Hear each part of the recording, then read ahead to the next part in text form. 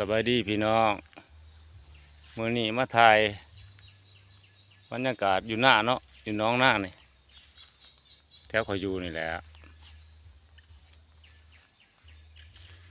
ยามแรง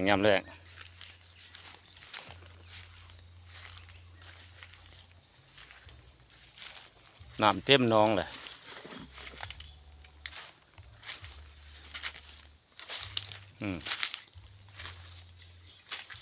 ป้ากับบ่ทันมีหรอกมันบ่ทันขึ้นมีแต่น้ำซื่อๆป้ากับบ่หลายมีแต่อีหวกพาพี่น้องมาเบิ่งบรรยากาศยามแรง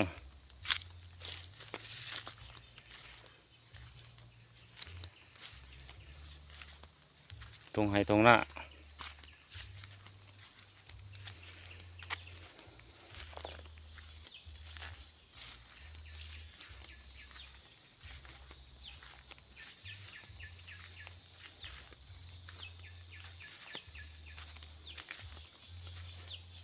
ปีนี้ฝนตกแต่หัวปีนี่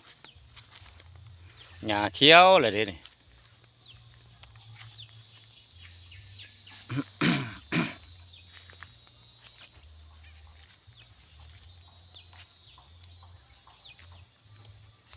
หญ้าเขียวกระจี้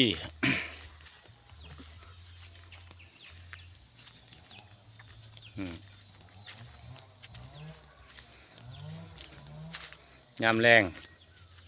เย็นสบาย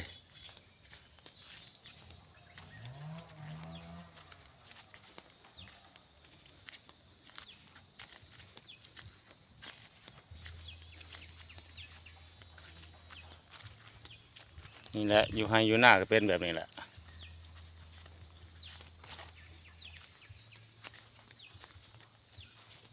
พามาเบิ่งบรรยากาศซื่อๆ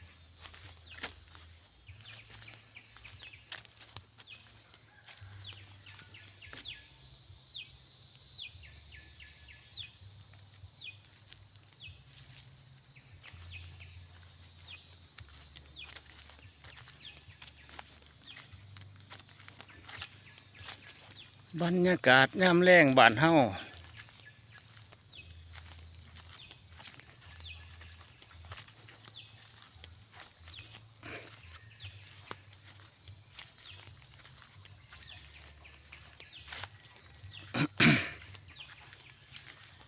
โอ้พักกระโดนยังอ่อนอยู่พี่น้องเด้พักกระโดน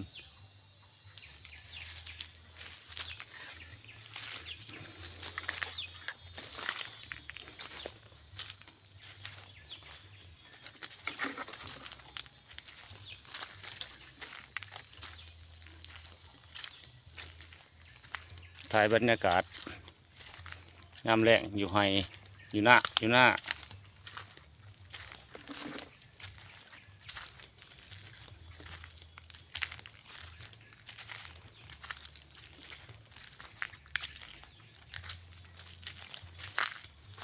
่าแสงแดด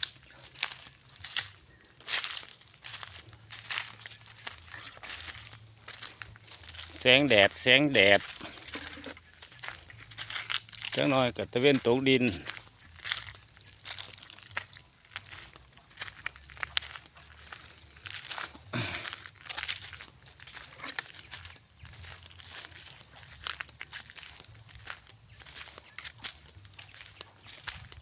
บใหม่กำลังปงร้ายเลยแหละหญ้ากระปงวัฒนธรรมสงกรานต์หญ้าปงก่อนปีนี้นี่ก็หน้า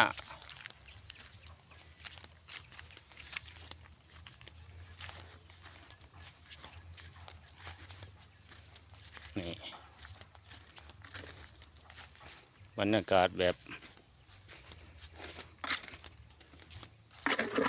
ฝนตกใหม่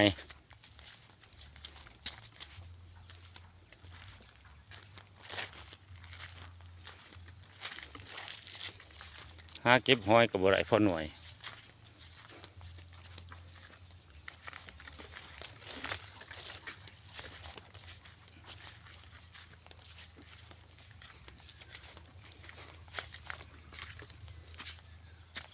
มีแต่ป่าแต่ดงเลยพี่น้องเอ้ยมีแต่ไห้มีแต่นา